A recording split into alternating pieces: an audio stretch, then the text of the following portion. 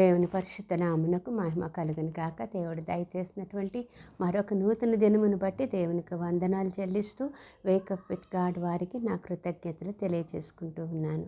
ఈరోజు మన అంశము ఎన్లైటనింగ్ ది ఇన్నోసెంట్, అంటే అమాయకత్వంలో ఉన్నవారిని జ్ఞానంలోనికి నడిపించుట. ఇది కూడా దేవుడు మనకు అనుగ్రహించే ఒక కృపావరం. ఆత్మ అనుగ్రహించే కృపావరంలో వరాలలో ఒకటి సలహాలిచ్చి కౌన్సిల్ చేసేటటువంటి వరం అయితే, మరొకటి ఎన్లైటన్ చేసేటటువంటి వరం, జ్ఞానంతో బోధించేటటువంటి వరం. మన మూలవాక్యము అపోస్తలుల కార్యము 18వ అధ్యాయము 25, 26 వచనాలు మనం చూద్దాం. అతడు ప్రభు మార్గము విషయమై ఉపదేశము పొంది తన ఆత్మయందు తీవ్రపడి యోహాను బాప్తిస్మం మాత్రమే తెలుసుకొనిన వాడైనను యేసుని గూర్చిన సంగతులు వివరముగా చెప్పి బోధించుచు సమాజ మందిరములో ధైర్యముగా మాటలాడనారంభించెను. ప్రిస్కిల్లా అకులయు విని అతని చేర్చుకొని దేవుని మార్గము మరిపూర్తిగా అతనికి విశదపరచిరి. దేవుని మార్గము మరిపూర్తిగా అతనికి విశదపరచిరి. చాలాసార్లు మనకి జరిగేది ఏంటంటే, వాక్యం ప్రతిరోజు చదవటం వలన రోజు తర్వాత రోజు ఆసక్తితో, ఆశతో, భారంతో మనం వాక్యం చదివేటప్పుడు చాలా మటుకు వాక్యం పట్ల ఆశ పెరుగుతుంది, ఆసక్తి పెరుగుతుంది. అది పెరిగే కొద్దీ మనలో ఏమవుతుందంటే ఎక్కువ సమయం వాక్యంతో గడపటానికి మనం ప్రయత్నం చేస్తాము. అలా ప్రయత్నం చేసేటప్పుడు చాలా అర్థాలు, మర్మాలతో కూడినటువంటి అర్థాలు, వాక్యంలో మనం మామూలుగా చదివితే మిస్ అయ్యేటటువంటి అర్థాలు దేవుడు పరిశుద్ధాత్ముడు మనకు బయలుపరచటం అనేది జరుగుతూ ఉంటుంది. మరి దీన్ని మనం ఎన్లైటనింగ్ అంటాం. అంటే మనకి చాలా క్యాజువల్గా మామూలుగా చదివేటప్పుడు బయలుపరచబడని సత్యాలు తిరిగి మరీ చదవటం వలన, పరిశుద్ధాత్మని సహాయం కోరడం వలన, దేవుడు తన ప్రజలను ఏర్పాటు చేసుకుని అనేక మంది బోధకుల ద్వారా, సేవకుల ద్వారా, వాక్యం ద్వారా మనకు దానిని బోధించినప్పుడు దానిని అర్థం చేసుకుని దానిని అనుసరించటానికి మనకు సహాయం చేస్తారు.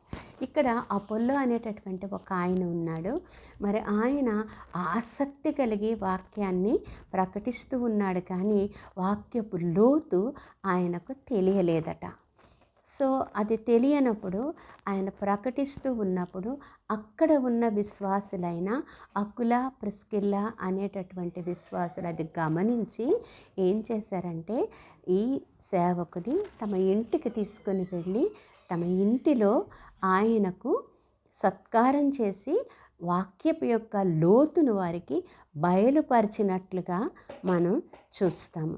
ఇది సాధారణంగా వాక్యపు లోతులు, మర్మాలు మనకు ఎప్పుడు తెలుస్తాయంటే బైబిల్ స్టడీ చేసినప్పుడు తెలుస్తాయి.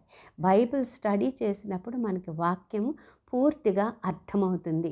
మరి ఈ ప్రిస్కిల్లా ఏం చేసిందంటే, తన గృహాన్ని బైబిల్ స్టడీ కొరకు తెరిచి తన గృహంలో ఇలాగా పూర్తిగా జ్ఞానం లేనటువంటి వారిని తన గృహంలో చేర్చుకుని వారం వెంబడి వారం వారితో వాక్యాన్ని కలిసి స్టడీ చేస్తూ లోతైనటువంటి మర్మాలను వారికి తెలియపరచటం వలన అక్కడ ఆ ప్రాంతంలో వాక్యం విస్తరించడం, విశ్వాసులు విస్తరించడం జరుగుతూ వచ్చింది. కనుక మన సంఘాల్లో బైబిల్ స్టడీ జరిగేటప్పుడు నెగ్లెక్ట్ చేయొద్దండి.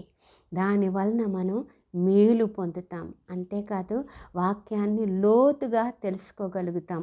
వాక్యాన్ని లోతుగా తెలుసుకోగలిగినప్పుడు అనేకులకు దాన్ని మనం చెప్పగలుగుతాము, ప్రభావితము చేయగలుగుతాము. అటువంటి లోతైన మర్మములలోనికి దేవుడు మనలను నడిపించునుగాక. పరిశుద్ధుడు అయిన మా పరలోకపు ప్రియ తండ్రి, నీ ఘనమైన నామానికి వందనాలనైనా.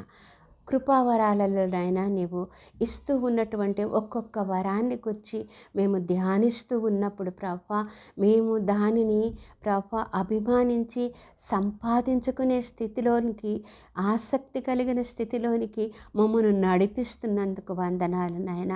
కౌన్సిలింగ్ ప్రభా ఒక వరం అయితే నాయన, ఎన్లైటనింగ్ ఇంకొక వరం అని బయలుపరిచిన ప్రభా, వాక్యపు లోతులు తెలుసుకునే కృపలోనికి మమ్మల్ని నడిపిస్తూ ఉన్నందుకు వందనాలు చెల్లిస్తూ, మీకు లోబడి వాక్యాన్ని గ్రహించి అర్థం చేసుకుని అనేకులతో అర్థాలను పంచుకుని ప్రభావితం చేయగలిగే కృపలోనికి మమ్మల్ని నడిపించమని యేసు నామంలో అడిగి వేడుకొంచున్నాం తండ్రి. ఆమేన్.